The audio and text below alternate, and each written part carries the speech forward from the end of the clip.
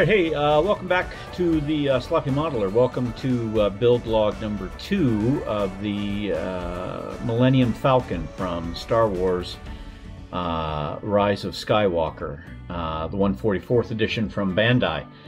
We, in build log, you're about to see we're going to close up the hull. We're going to talk a little bit about the lighting and the power kit for what we've put together for it. We're going to get all the way out probably to decaling and call it good on the construction at that stage. I think towards the end we'll have one build log after this, including the reveal. But certainly we appreciate your likes, your subscriptions, your shares, comments, and contributions. Certainly it's a fantastic help for us to do better and be better modelers across the board. I'm going to be working hard on something that's kind of foreign to me, and that's really weathering. The beautiful thing about the Millennium Falcon is that it's a beat-up ship, right? So you can't really do too much terribly wrong to it. But we're definitely going to be working with some oils, which is the first time for me, some enamel weatherings, and mineral spirits, etc. So we'll figure this out as we come to it. But for right now, we're excited about the next step, and then we will go from there. So sit back and enjoy.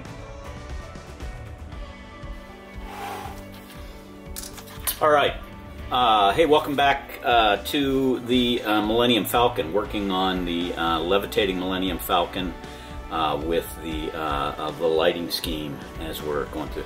Made some progress. This has been pretty slow, tedious, really micro fine soldering at best, but it is coming along pretty good. I am really happy with where we're at as far as the I'm really happy where we're at as far as the lights that are already in place. So the big four are these four landing lights or down lights, if you will. Those went in place really nice. They're the brightest of the batch.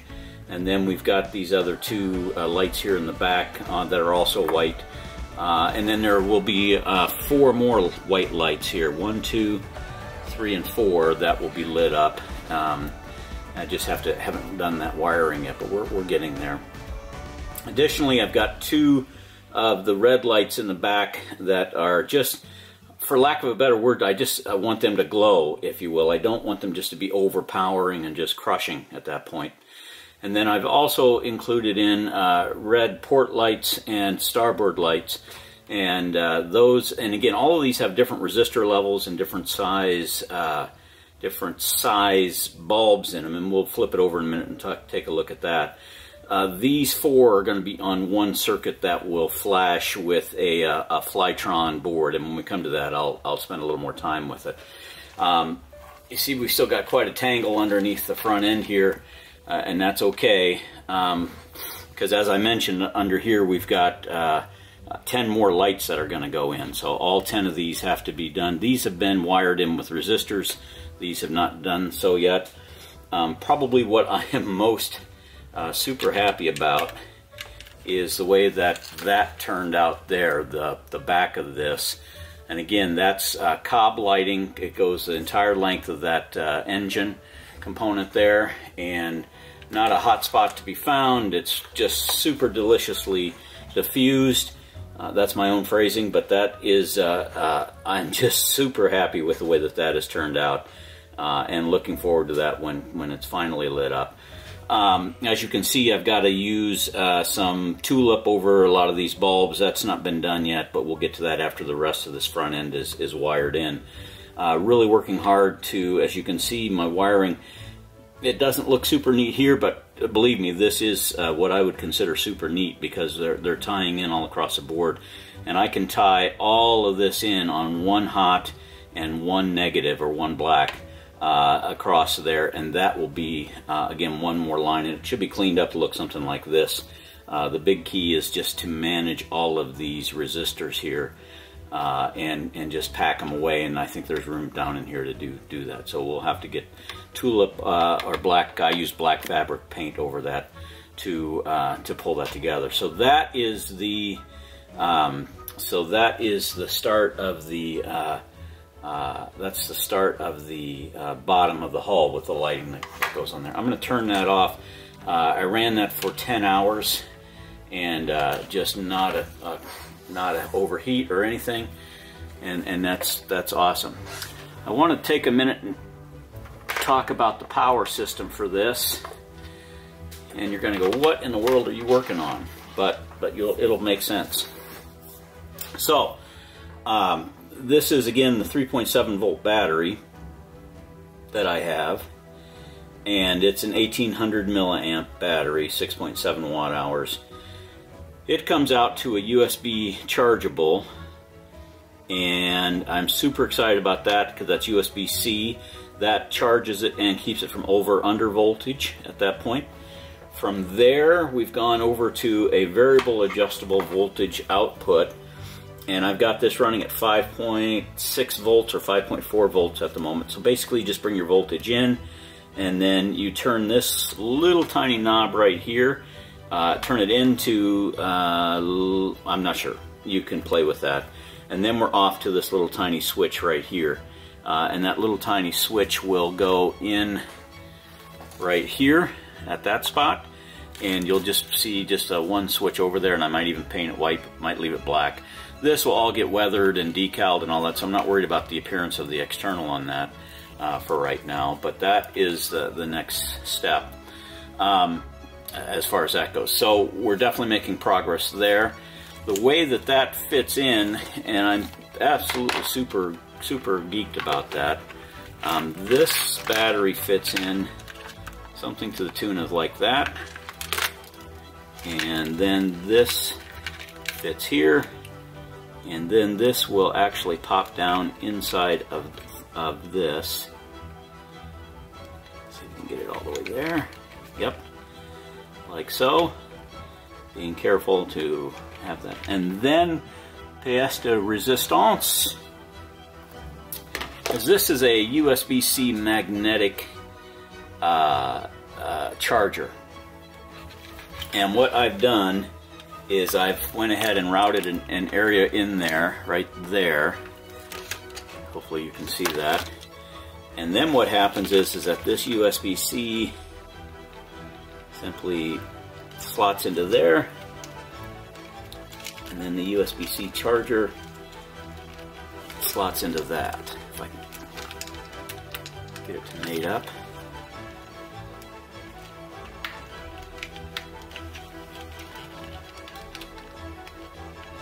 I promise it worked earlier. There we go. So now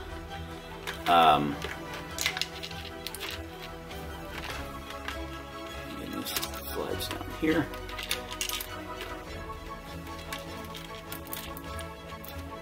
And that fits down on top of there. And then finally the little tiny switch will come off of that and hang out down there. So that is the power system for this. There'll be one more chip, but this now coming off of that, that's my voltage feed, 5 volt voltage feed switched, and then here's the negative.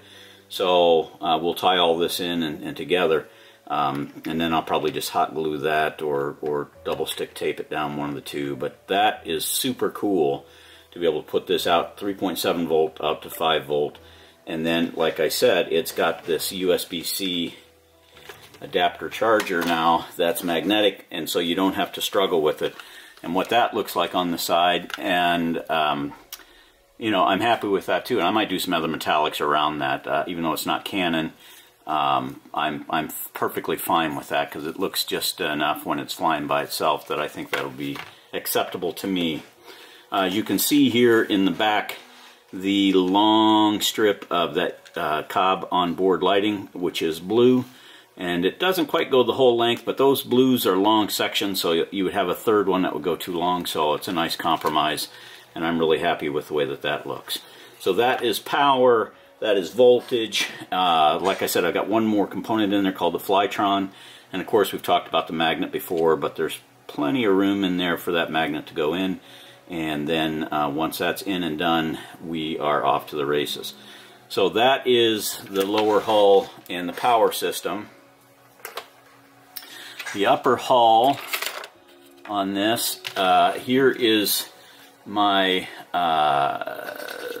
tunnel to the cockpit, and what that has in it, you can see here real carefully, I've put 2 lights all the way down in here in the very front of that cowling underneath there, and I haven't done the painting in here yet, but I will, the detail painting. And then you can see that there are the photo etch stickers there on the back. I've actually got that done, so maybe you can see that a little better there, but that is the back wall, and I think if I can light that up and show you that a little better. But really happy with the way that come out, and I'm not going to light that up because I haven't put any resistors on that yet. What I'm hoping is that I can put the resistors on and then put it down into that area. It's going to take 4 resistors all in parallel, put that down into there, and then I am going to try and use, for connecting the top and the bottom, I'm going to choose this right here. And then after that, finally, we've got our final 2 pieces of the mandibles, and where they're going to go in, where the mandibles are going to go together. Super excited about that. Those will fit in something like that. Actually, I think like this. Those will fit in, and those have the 1 headlight that has to be wired in. So I still have 10, 11, 12, 16 lights to wire in. I've only done 10, and that took about 3 hours to do that, or 2.5 hours, because it's such fine micro wiring. You can see here, there's one of the wires ready for its resistor. But that is going to bring us up to speed with the wiring and the electrical in here. It's going to be switched, it's going to be self-contained, it's going to be easy to charge with just putting that button on there. And that's magnetic, and it just put it up against there and you're off and running. I'm sorry, more than 6. We've got 2 more here, which is basically, this is the top turret. And what will happen there is that gets 2 more lights that will be pretty bright. But fairly subdued down in there. So I'm excited about what those are going to look like, lighting up that with just the window. So anyway, that is a good portion of what we've got going on at the moment. We will do some more wiring, and when we've got the wiring done, we'll come back and show you maybe some more light tests, and we will go from there. So until then, hang tight, and we'll be with you in a bit. All right, so this is on battery power now. No longer using the mains, but rather this is the 3.7 volt turned up to the 5 volt. There you can see the blue of the engine, those 2 red lights in the back, and then I've got about 5 lights hooked up top, and then 2 of the red ones, but we've got a ways to go here still. Very pleased. Alright, so what you're seeing here is the first attempt at this lighting using the cob lighting behind the Millennium Falcon engines. Then we're moving on to just the spots, and here's a better shot again. I'm just so thrilled with the way that turned out, even in the dark, with that cob lighting in that groove. And then here's the first chance of it actually floating. So this is coming along pretty nicely.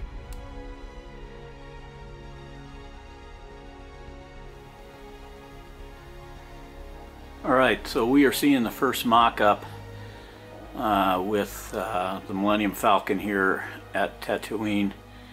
Very excited, but there is a challenge, is that if it sits in the sitting it in the magnet inside the Millennium Falcon isn't going to work. There's just not enough clearance.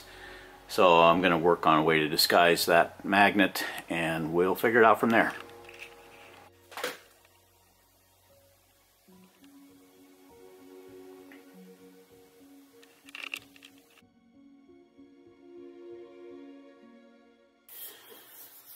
Alright, so hey, we are making progress with the Millennium Falcon, the Bandai 144th Rise of Skywalker version of this.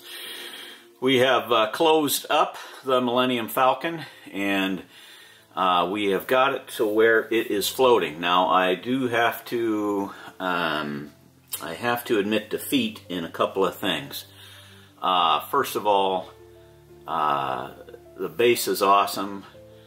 model is awesome, but I was not able to get the magnet inside of the Millennium Falcon for any height, and I'll take a photo of it and insert it here of what's going on the base. It is truly levitating, but in order to get the height to where I wanted it here, I had to build a cup, or take a cup. It's basically a lid to a jar, put the magnet in it, seal it up, paint it, and use that as the magnet. And then the Millennium Falcon sits on top of it, which means you could put virtually any model that's on there. Now this magnet is rated at half a kilogram, 1.1 pounds. The Millennium Falcon, as it sits, weighs in at 249 grams. So it's half the weight of what it's rated for, but it doesn't matter what the weight is. It's really a matter of the magnet and the weight, and I'm right there at it.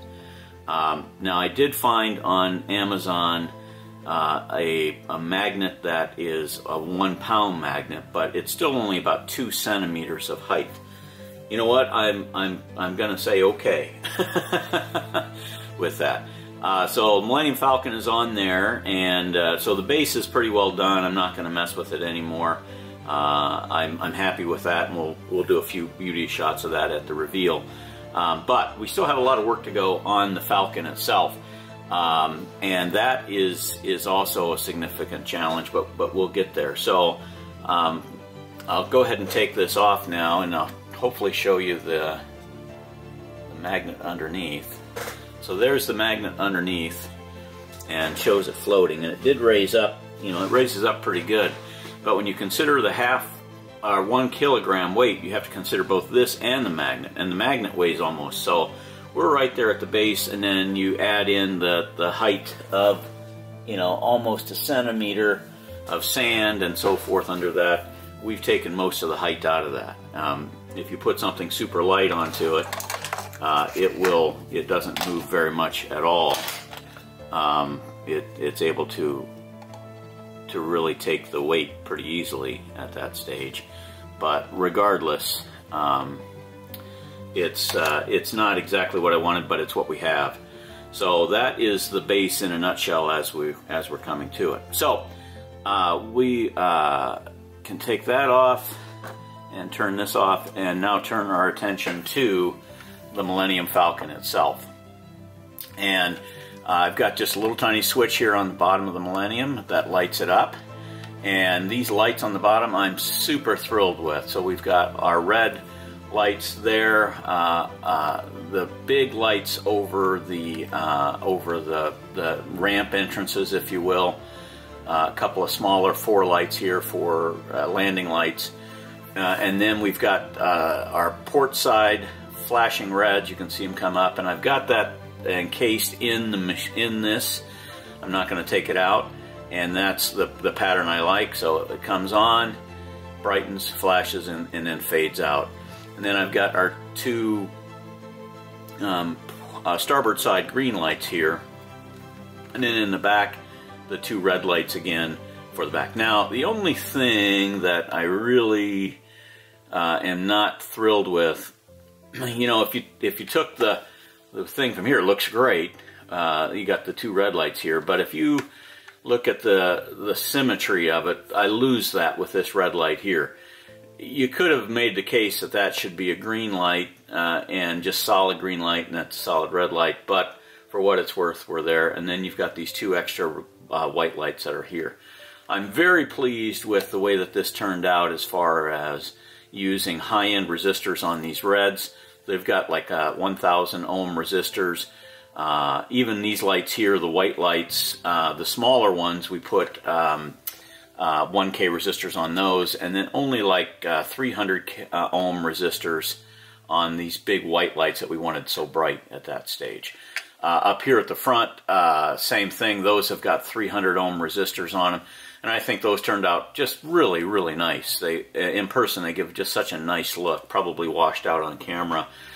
And then the creme de la creme, piece de la resistance, is the lighting on the engine. And both on camera and in person, I am just thrilled with the way that cob lighting turned out.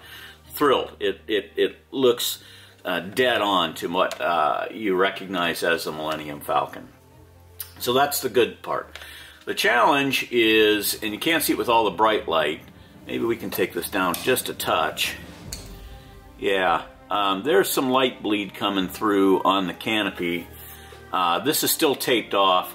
The light bleeds on the joints are done, but I'm still getting light leaks are encapsulated with this black paint, and that's just NATO black to take care of that. But what's coming through is I'm getting some light leak on the actual white piece there, especially when it gets darker.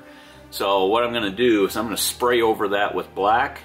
Same thing here, I'm going to spray over this internal because that's light leaks and light bleeds like crazy on the top of that. The bottom one is not lit, so I'm not so worried about that. But that is that's the next step, is to basically do that.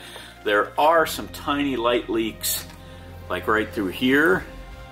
Maybe you can see that. There's some light leaks there. Same on that piece, there's a light leak against that seam.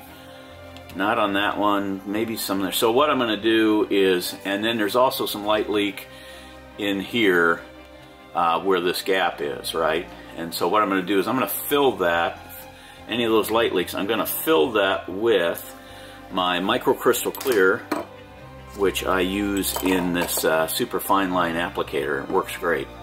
Microcrystal clear, I'm going to fill any gaps, let it dry, and then paint over that with some black and let that dry, and then go after the white. Also, you can see my mistake here that I had originally drilled a hole for the switch on this one. It was the wrong one. So what I've done there is filled it with microcrystal clear, and then I'll paint over it, and actually that'll look pretty cool. It's bringing up the blue from the engines at this stage. So good progress. The next step is to get all of like the accoutrement pieces here. There's just a bunch of little tiny pieces that go on the white there still, or on the walls, for lack of a better phrase. Photo etch for the engines, and then the final touches, and then we'll get to decaling, and then to weathering. And we'll use black wash over all of this to make this come together. The only great side about the Millennium Falcon is you can beat it up. I've been throwing it down like that because the more scars the better in the long run. And of course then we'll have the antenna come up. So good progress. The maglev works, just not as well as I wanted it to, but that's okay too.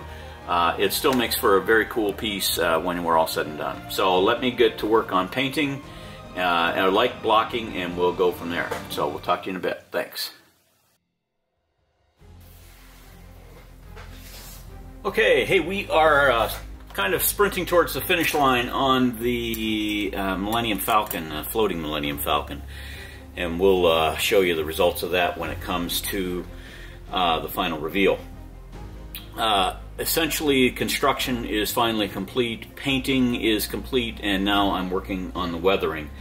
And I've been trying a couple of different things. The weathering that you see here on these two exhaust vents are this enamel stain from Testors. It's a dark gray or gray stain, FX gray stain. Tried a little brown here, which is burnt umber. I think that's too brown. We'll cover that up with some dark. And then this Payne's grain is Payne's gray is over here on the left-hand side of your screen there. So just working on some different things. This took about a gallon of microsol and microset to get these decals in place. And I still have a few decals that you can see here that will go in to like these sections around the windows and highlight those. You got these two pieces and this, and then just a few other little pieces, but the decaling on this is just extensive, 150 or 60 decals total. So we are at the point where we are, the next step is the detailing and the weathering. I did use this enamel stain here on this section here, and it's a significant move in the right direction. But I think the wash is going to have to be a lot darker to make that look way that I want it to look. We've got all the lights are done, and they turned out fantastic. The back end is done. Like I said, the next step is weathering. Once the weathering is done, then I'm going to give this a coat of flat coat, Testors flat coat clear, and then it'll allow me to put on the things like the extra guns here. I've got some work to do on the communications dish. Actually, I got quite a bit of work to do on that. I think I'm going to have to cut that off there and bend that up. I went with the New Hope round. I went with the New Hope round dish rather than the square one, and I like that a lot better. I'm good with that, but that's going to take some work. The guns are pretty well good to go. Peel the mask off of the cockpit, off of the top here, the bottom here, same thing. And as I said, just general weathering is the next step, and that shouldn't take too long. Very pleased with the way some of this is already turning out. It's just a matter of digging in and not worried about it being too dirty. As a matter of fact, I've got this piece here, which is the Micro Galaxy Millennium Falcon Launch Edition. And you can see just how much dirt is on that.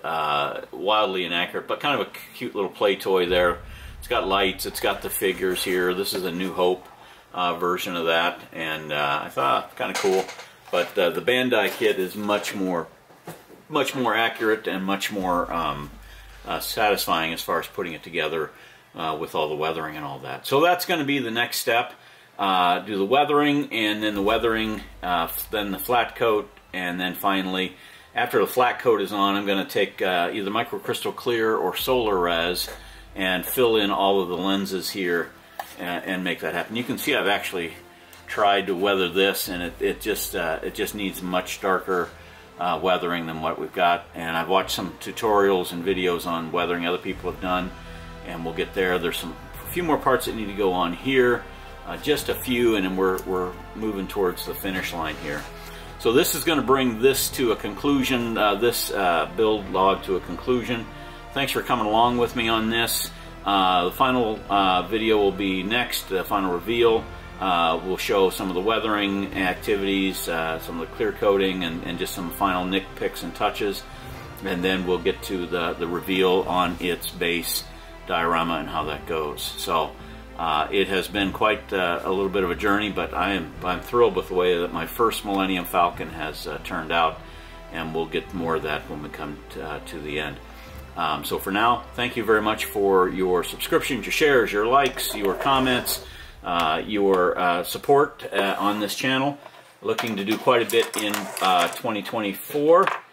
We've got quite a few kits to go. We've got things like the Architect Airbrush. We've got a 537 USS Enterprise refit, the Sea Shadow, the Saturn V rocket, Mercury 9 rocket, and then some neat other pieces that we'll leave unnamed at the moment. But we'll get back to those. So for now, thank you once again. This is the Sloppy Modeler signing off, and we will see you in the next build log. Thank you.